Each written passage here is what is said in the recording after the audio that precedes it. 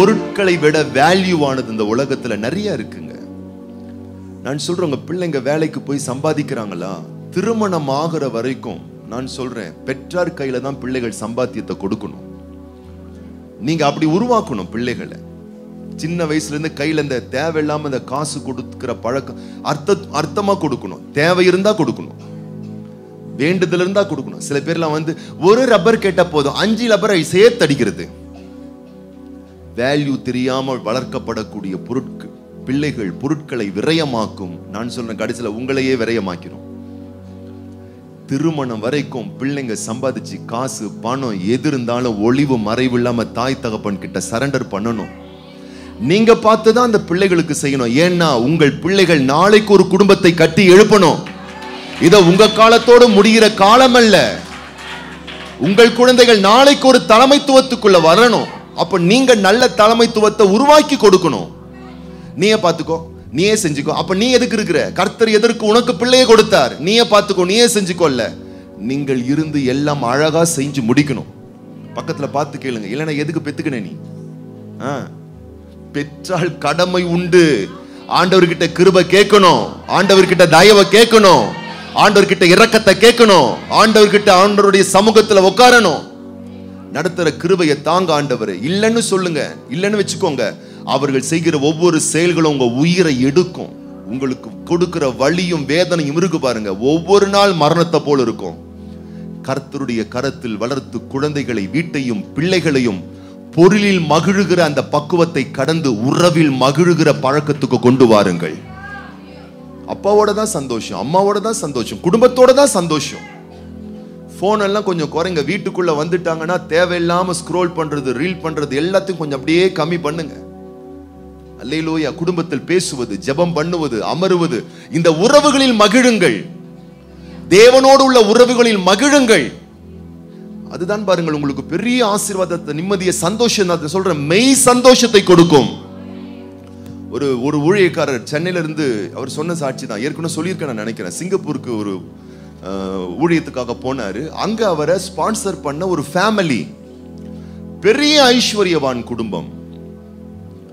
இந்த ஐயா போனாங்க. அங்க 4 நாள் 5 நாள் ஒரு வாரம் ஸ்டே பண்ணாங்க. 4 நாள் 5 நாள் அங்க ஊழியம் செஞ்சாங்க சிங்கப்பூர் தேசத்துல.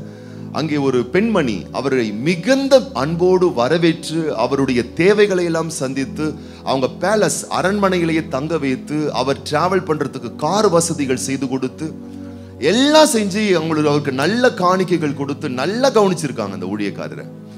அவர் ஊழியத்தெல்லாம் முடிச்சுட்டு சென்னையில இருந்து சிங்கப்பூர் கிளம்பக்கூடிய அன்றைக்கு அந்த பெண்மணியை பார்த்து கேட்கிறார், அம்மா 6 நாள் நான் இங்க இருந்தேன், என்ன நல்ல தகப்பனை போல நேசிச்சு ரொம்ப ஊழியக்காரரை நீங்க கனப்படுத்துனீங்க. நான் 6 நாள் நான் உங்களை பார்த்துட்டு இருக்கேம்மா.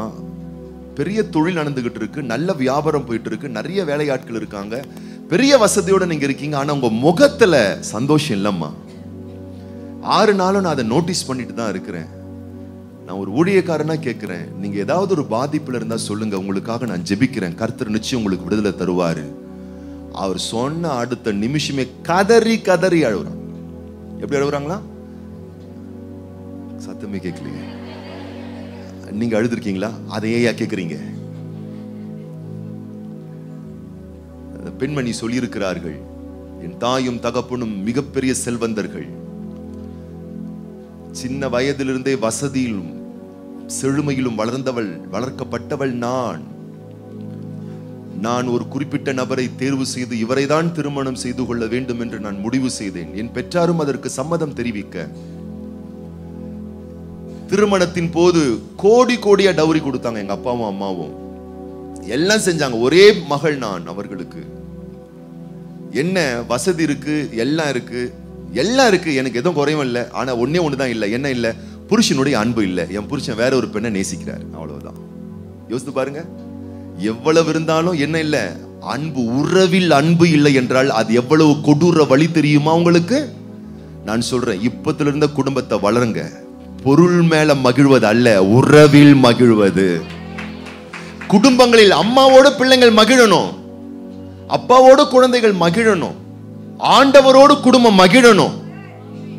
அந்த ஒரு மகிழ்ச்சிக்குள்ள உங்கள் குடும்பங்களை கொண்டு வந்தால் நான் சொல்லுகிறேன், வருங்காலத்தில் ஆசீர்வதிக்கப்பட்ட குடும்பங்களாய் உங்கள் குடும்பங்கள் இருக்கும். அப்பாவும் அம்மாவும் பிள்ளைங்களுக்கு காட்டணும். கையில காசு இருந்தா சந்தோஷமா, எங்க அப்பா பாரு சந்தோஷமா இருக்கிறாரு, ஏன்னா கையில காசு இருக்குது.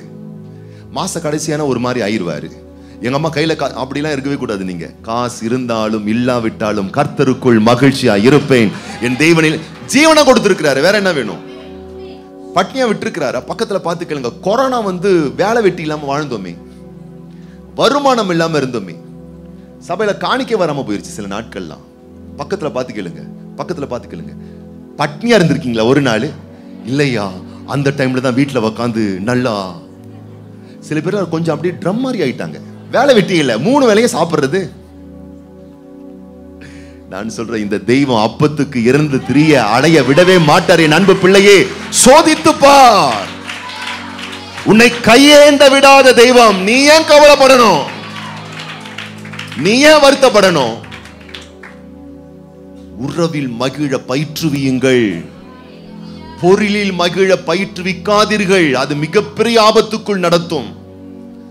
உறவுகளுக்குள்ளாய் கர்த்தருக்குள்ளாய் மகிழ்றது. பிரயருக்கு தான் நமக்கு சந்தோஷம். கர்த்தரோடு இதுல நான் சொல்றேன், அவ்வளவு சந்தோஷம் கொட்டி கிடக்குங்க இந்த ஆண்டவருடைய பிரசன்னத்துல, தேவ சமூகத்துல அவ்வளவு சந்தோஷம் கொட்டி கிடக்குங்க. இப்ப உங்களுக்கு தெரியாது. நீங்க உலக மாயையில் இருக்கிற வரைக்கும் ஃபேஸ்புக் ஃப்ரெண்டு தான் உங்களுக்கு ரொம்ப சந்தோஷமா தெரியும். அல்லேலூயா. கொஞ்ச நாளுக்கு அப்புறமா தான் தெரியும். யோபுவின் ஆக்கியோன் சொல்லுகிறார் பாருங்கள். யோபுவின் புஸ்தகம், யோபுவின் புஸ்தகம் பாருங்க,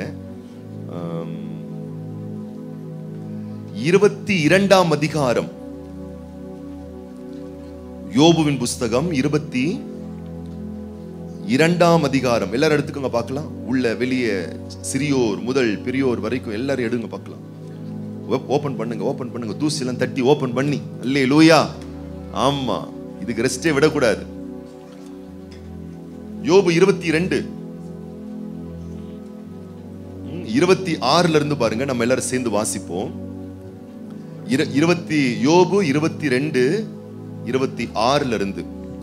அப்பொழுது சர்வ வல்லவர் மேல் மனமகிழ்ச்சியாயிருந்து தேவனுக்கு நேராக உம்முடைய முகத்தை ஏறெடுப்பீர். கவனிங்க, எப்ப நம்மளால கர்த்தருக்குள் மகிழ முடியும், எப்ப நம்மளால கர்த்தருக்குள் மகிழுகிற அந்த பழக்கத்துக்குள் நம்மையும் நம்ம குடும்பத்தையும் கொண்டு வர முடியும்னா, எப்படி வசனம் ஆரம்பிக்குது பாருங்க. அப்பொழுது. அப்பொழுதுனால என்ன கேள்வி கேட்கணும்? எப்பொழுது. அல்லேலூயா. அப்படின்னு என்ன அர்த்தம்னா, மேல ஒரு லீட் கொடுக்கிறாரு, அங்க இருந்து இது தொடருது. அப்பொழுதுனா, அப்பொழுது சர்வ வல்லவர் மேல் மனமகிழ்ச்சியா இருந்து தேவனுக்கு நேராக உம்முடைய முகத்தை ஏறெடுப்பீர். அப்படின்னா என்ன அர்த்தம்? நீ கர்த்தருக்குள்ள மகிழணும்னா அது சாதாரணமான விஷயம் இல்ல, சில வேலை அங்க நடக்கணும். அப்பதான் நீ என்ன பண்ணுவ? சர்வ வல்லவர் மேல் நீ மனமகிழ்ச்சியாய் மாறுவாய். எப்பொழுது? எப்பொழுது அது சாத்தியமாம்? அதே யோபுவின் புஸ்தகம் 22ஆம் அதிகாரம் 21ஆம் வசனம் சேர்ந்து வாசிப்போம். நீர் அவரோடே பழகி சமாதானமாயிரும், அதனால் உமக்கு நன்மை வரும். அல்லேலூயா. யாரோட பழகணும்?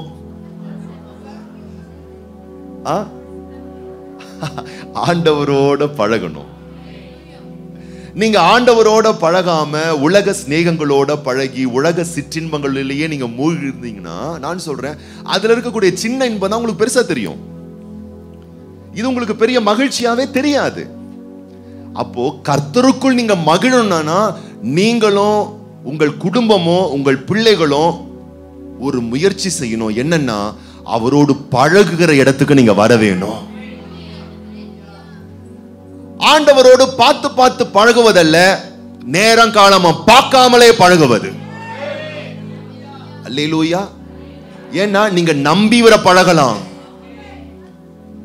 எப்படி பழகலாம்? நம்பி கண்மூடித்தனமா பழகலாம். நான் சொல்றேன், அத்தனையும் உங்களுக்கு லாபங்கள். கண்மூடித்தனமா வர நம்பலாம், அவ்வளவும் ஏற்றங்கள்.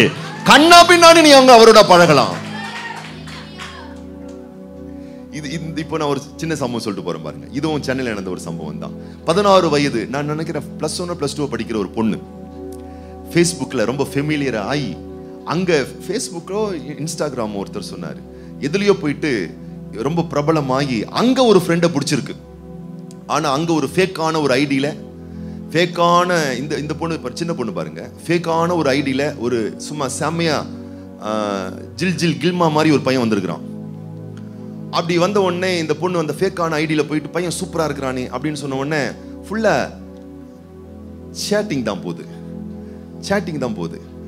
இந்த பொண்ணு அங்க பேச இங்க பேச, எங்க பழகுறாங்க பக்கத்துல பார்த்து சொல்லுங்க, இன்ட்ரஸ்டா இன்ஸ்டால பழகுனாங்க. பழகி பழகி பழகி பக்கத்துல பார்த்து சொல்லு, பத்திக்குச்சு. நேர்லயும் பார்த்ததில்ல, யாருன்னு தெரியாது, சேட்லயே தான் போய் பத்திக்குச்சு. பத்திக்கினவங்க ஒரு நாள் சந்திக்க முற்படுகிறார்கள். நம்ம 2 பேரும் 1 வீக் வெளியூர் சுற்றுலா போலாம். அந்த 16 வயசு பொண்ணும் கிளம்பிருச்சு. அல்லேலூயா, கிளம்பிருச்சு. அவங்க 2 பேரும் சந்திக்கக்கூடிய ஒரு முக்கியமான ஒரு கிளைமாக்ஸ் கரெக்டா மீட் பண்ண போறாங்க. அந்த பொண்ணு 16 வயசு 17 வயசு பொண்ணு பேக்கெல்லாம் மாட்டிக்கிட்டு காத்துக்கிட்டு இருக்கு. கண்ணாளனை காணவில்லையே. கண்ணாளன் சில ஐடென்டிஃபிகேஷன் கொடுக்கிறார். நான் இப்படிதான் வருவேன். கண்ணாளன் வருகிறார், சொட்ட தலையோடு, 58 வயது. கண்ணாளன் வருகிறார், சொட்ட தலையோட, 58 வயசு. நான் இங்க சொட்ட தலைலாம் தப்பா சொல்லல, எல்லாருக்கும் அப்படிதான். 58 வயசுல வரார். பக்கத்துல பார்த்து சொல்லு, கண்மூடித்தனமா நம்பி, கண்ணா பின்னான்னு நம்பி காலம் காணாம போயிரும். நான் சொல்றேன், இவரை கண்ணா பின்னான்னு நம்பு, கண்மூடித்தனமா நம்பு, காலம் காக்கப்படும், காலங்கள் காப்பாற்றப்படும், உன் வாழ்க்கை காப்பாற்றப்படும், உன் வாழ்க்கை ஆசீர்வதிக்கப்படும். வேதம் சொல்லுகிறது, அவரோடு பழகு, அவரோடு நல்ல ஒரு ஐக்கியத்தை ஏற்படுத்துங்க. எத்தனை பேர் ஆமென் சொல்றீங்க? வலது கைகளை இதயத்துல வைங்க பார்க்கலாம். உங்களுக்காக நான் ஸ்பெஷலா ஜெபம் பண்ண விரும்புறேன். உள்ள வெளியே அத்தனை பேரும், ஆண்டவரே இன்னைக்கு எங்களுடைய மனம், உள்ள இருதயம் உங்க மேல இருக்கக்கூடிய அன்பால் பற்றி எரியட்டும். ஆண்டவரே, உலக சிநேகங்களை கடந்து, ஆண்டவரே உலகத்தின் மேல் இருக்கக்கூடிய பற்று, உலகத்தின் பொருளில் மகிழுகிற அந்த மனநிலையை கடந்து தேவனில் மகிழுகிற, தேவனோடு உள்ள உறவிலை மகிழுகிற ஒரு பேரன்பு எங்களுக்குள்ளாய் உண்டாகட்டும் ஆண்டவரே. ஓ ஹல்லேலூயா, ஹல்லேலூயா, ஹல்லேலூயா. வாஞ்சியாய் ஜெபிக்கிற ஒவ்வொரு பிள்ளைகள் மேல் அந்த ஒரு பெரிய அபிஷேகத்தை ஊற்றும் ஆண்டவரே. எல்லாரும் வாய்களை திறந்து நம்ம ஜெபிக்கலாமா? ஆண்டவரே, உம்மோடு பழகுற, உம்மோடு பழகுகிற, உம்மோடு பழகுகிற, உம்மோடு பழகுகிற, உம்மோடு பேசுகிற, உம்மோடு நெருங்கி வாழுகிற அந்த ஒரு அனுபவம் எங்கள் வாழ்வில் உண்டாகட்டும். எத்தனை பேர் நம்ம சொல்ல போறோம்? உள்ள வெளியே அத்தனை பேரை நம்ம சொல்லலாமா? வாய்களை திறந்து சத்தத்தை உயர்த்தி அல்லேலூயா. தேவனோடு பழகுவதற்கு தேவ பிள்ளையே உங்களை ஒப்புக்கொடுங்கள், உங்கள் குடும்பங்களை ஒப்புக்கொடுங்கள், உங்கள் பிள்ளைகளை ஒப்புக்கொடுங்கள்.